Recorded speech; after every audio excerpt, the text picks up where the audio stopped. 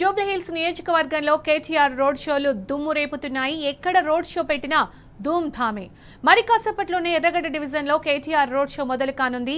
AG colony నుంచి సుల్తాన్ నగర్ వరకు పోటెత్తిన జున tsunami నడుమ రోడ్ షో కొనసాగుతుంది. అనంతరం జనప్రియ అపార్ట్మెంట్ గ్రౌండ్స్ పక్కన మీటింగ్ పాయింట్లో కేటీఆర్ ప్రసంగిస్తారు. బీఆర్ఎస్ అభ్యర్థి మాగంటి సునీత గోపీనాథ్కు మద్దతుగా కేటీఆర్ నిర్వహిస్తున్న రోడ్ షోలకు జనం అశేషంగా పోటెత్తుతున్నారు. నియోజకవర్గం మూలల నుంచి ప్రజలు పెద్ద సంఖ్యలో రోడ్ షోలకు హాజరవుతున్నారు. దారులన్నీ గులాబీమయమే.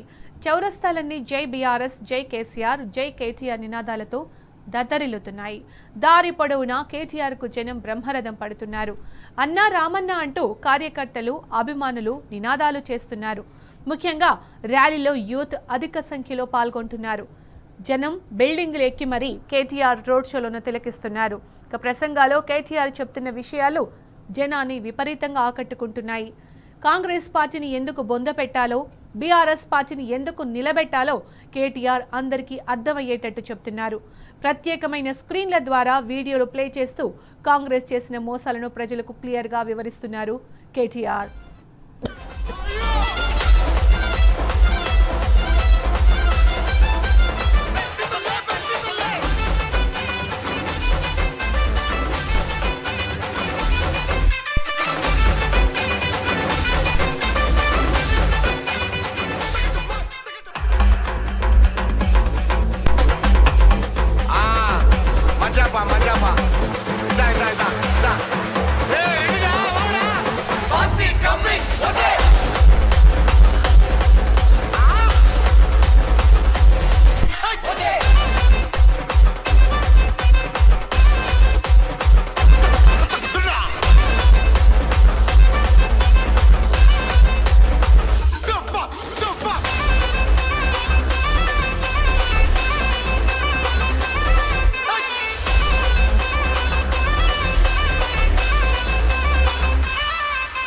కారు గుర్తు మీద ఒత్తితే ఇక్కడ లైట్ వెలుగుతుంది. రేవంత్ రెడ్డి ఇంట్లో లైట్ బంద్ అవుతుంది. అర్థమైందా?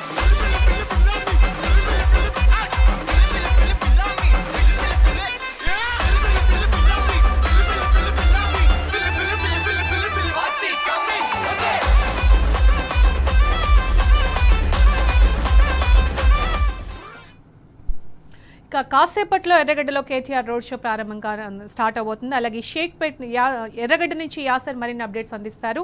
అలాగే షేక్పేట్ నుంచి ఉదయ్ రెడీగా ఉన్నారు. ఫస్ట్ ఎర్రగడ్డకి వెళ్దాం. మరి కాసేపట్లో ఎర్రగడ్డ డివిజన్లో ఏజీ కాలనీ నుంచి కేటీఆర్ రోడ్ షో ప్రారంభం కాబోతుంది. జనం అశేషంగా తరలి వచ్చారు. అప్డేట్స్ ఏంటి యాసర్, అక్కడ ఎలా ఉంది సిచ్యుయేషన్? సునీత, జూబ్లీహిల్స్ నియోజకవర్గంలో బీఆర్ఎస్ ప్రచారం అయితే జోరుగా కొనసాగుతుంది. ఏ గల్లీ చూసినా, ఏ వాడ చూసినా అయితే బీఆర్ఎస్ ప్రచారం కనబడుతుంది. బీఆర్ఎస్ ప్రచారానికి ప్రజలు బ్రహ్మరథం పడుతున్నారు. మరి కాసేపట్లో ఎర్రగడ్డ డివిజన్లో కేటీఆర్ రోడ్ షో ప్రారంభమైంది. ఇందుకు సంబంధించి బీఆర్ఎస్ శ్రేణులు అయితే పెద్ద ఏర్పాటు చేశారు. ప్రస్తుతం మనతో కూకట్పల్లి ఎమ్మెల్యే మాధవరం కిషోర్ గారు. సార్ చెప్పండి, మీరు గల్లీ గల్లీ తిరుగుతూ అయితే ప్రచారం నిర్వహిస్తున్నారు. ప్రజల నుంచి ఏ విధంగా స్పందన వస్తుంది? ప్రజల నుంచి స్పందన అనేది మీరే చూస్తున్నారు. ఏ రకంగా ప్రజలు ఇన్వాల్వ్మెంట్ అయ్యారు, ఏ రకంగా రోడ్లు ఎక్కారు, ఏ రకంగా ఓటేద్దామన్న తపనతో ఉన్నారు. కాంగ్రెస్ పార్టీ వాళ్ళకేమో మా సబ్ అంటే భయమే ఏర్పడిపోయింది. మాకున్నటువంటి పోలీస్ యంత్రాంగం పెట్టేసి కానిస్టేబుల్ కాన్సూరు చేస్తే పై ఆఫీసులు ఏ రకంగా క్యాన్సిల్ చేయాలని ప్రయత్నం చేస్తున్నారు. నేను ఒకటే కోరుతా ఉన్నాను పోలీస్ అధికారులకు కూడా, అయ్యా మీరు ప్రజలకు సంబంధించినటువంటి వ్యక్తులు, ప్రజాస్వామ్యంలో ప్రజలకు రక్షణ కలిగించవలసినటువంటి అవసరం మీకు ఉంది. ఏ ప్రజలు వచ్చినా కాపాడుకోవాల్సిన అవసరం ఉంది. ఒక పార్టీకి తొత్తుల్లాగా వహించొద్దని చెప్పి నేను పోలీసు అధికారులకు విజ్ఞప్తి చేస్తా ఉన్నాను. ఒక దిక్కేమో పోలీసు అధికారులను పెట్టుకుని డబ్బులు వంచుతున్నారు, మా మామూలునేమో బెదిరిస్తున్నారు. ఇది మీరు బెదిరించినా బెదిరిపోయే ప్రజలు తెలంగాణ ప్రజలు కాదు. అట్లా నిజంగా బెదిరిపోయే ప్రజలు అనుకుంటే 29 రాష్ట్రాల అందరినీ కూడా ఒప్పించి మా కేటీ రామారావు గారు, కేసీఆర్ గారు ఏకమై, ఉద్యమకారులు ఏకమై తెచ్చుకున్నటువంటి తెలంగాణ ఇది. కాబట్టి ఎవరికి భయపడరు ప్రజలు. నువ్వు ఎన్ని ఇబ్బందులు పెట్టినా నీకే నష్టం. నీకు రాంగ డిపాజిట్ కోల్పోయే ప్రమాదం ఉంది, జాగ్రత్త పడమని చెప్పి కాంగ్రెస్ పార్టీలకు విజ్ఞప్తి చేస్తాం. ప్రచారంలో ప్రధానంగా మీరు ఇంటింటికి అయితే తిరుగుతున్నారు. ప్రజలు ప్రధానంగా ఏ సమస్యలు మీరు దృష్టికి తీసుకొస్తున్నారు? అసలు వాళ్ళు ఏం సమస్య పోతుడు తిరుగుతున్నారు. అయ్యా మీకు కేసీఆర్ గారు రమ్మనని తొందరగా, ఆయన ఎప్పుడు ఇచ్చేస్తారు, వీళ్ళు ఎప్పుడు పోతారు, వీళ్ళు ఇది అడుగుతున్నారు.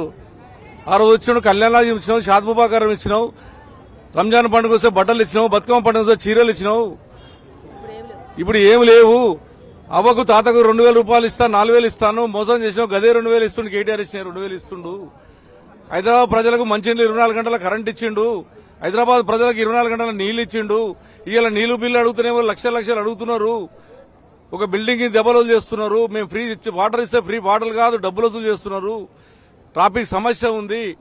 ఎన్ని రకాలుగా ఇబ్బంది పెట్టాలనో హైదరాబాద్ ప్రజలను 23 నెలలు అన్ని ఇబ్బందులు పెట్టారు. కాబట్టి ప్రజల పక్షాన నిలబడే పార్టీ ఏదైనా ఉంది అని అనుకుంటే అది టీఆర్ఎస్ పార్టీ, బీఆర్ఎస్ పార్టీ అనుకుంటున్నారు. కేసీఆర్ రావాలనుకుంటున్నారు. మాకు వేరే మాట మాట్లాడతలేరు. కేసీఆర్ రావాలి, మీరు ఏం చేస్తారో చెప్పుదారా అంటారు మనల్ని వచ్చి. మీరు చేయండి, ఈ దుర్మార్గమ పరిపాలనని మీరు దించిపోయండి. మీరు ఎక్కితేనే తప్ప మా ప్రజల కష్టాలు పోవు అని బాధపడుతున్నారంటే ఆ జాలదా నిదర్శనం. ఆ భయమే కదా ఇలా ముఖ్యమంత్రి గారు ఒక బై ఎలక్షన్లో 7 సార్లు తిరిగిండంటే సరిపోదా మీకు? మీ మంత్రులు గల్లీ తిరిగి డబ్బులు పంచుతున్నారంటే సరిపోదా మీకు? 18 మంది మంత్రులు, 20 మంది ఎమ్మెల్యేలు, జడ్పీటీలు, ఎంపీటీలు ఆడు వీడు డోర్ తిరుగుకుంటా భయబాంతులు చేసుకుంటా మా కార్యకర్తలు ఎత్తుకపోయి మీరు భయబాంతులు పెడుతున్నారంటేనే అయిపోయినట్టు మీ చరిత్ర కథం. మీరు ఇప్పటికైనా ఆలోచన చేసుకోండి. ప్రజల పక్షాన నిలబడే బీఆర్ఎస్ పార్టీకి ప్రజలు ఆశీర్వాదిస్తున్నారు. మీకు ఈ ప్రజల మీద వదిలిపెట్టండి, ఎవరికి ఓటేస్తారో వాళ్ళు వేస్తారు. అంతేగాని రౌడీజానికి గుండాయిజానికి భయపడే హైదరాబాద్ కాదు ఇది.